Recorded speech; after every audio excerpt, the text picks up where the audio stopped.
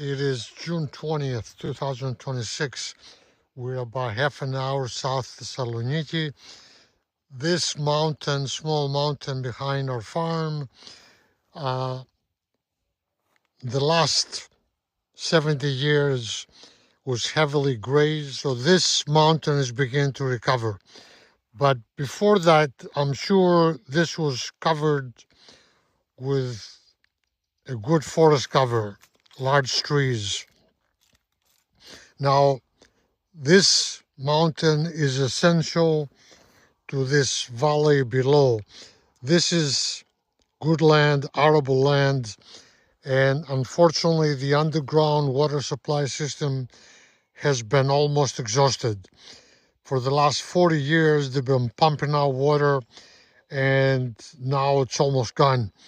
It's essential that we replant this mountain here to attract rain and to store rain underground. In other words, in our opinion, without this mountain, the valley below cannot exist, cannot have water. So this here can act as a source of water. It can produce rain, it can store water.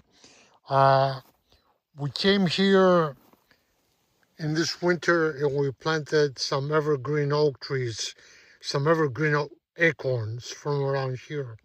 They have sprouted, and we are going to wait and see whether they survive.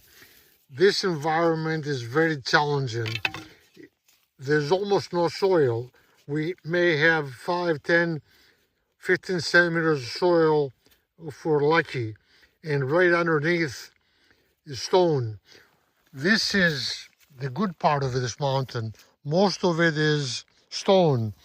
We're left with these oak shrubs, which are growing now that they're no longer being grazed.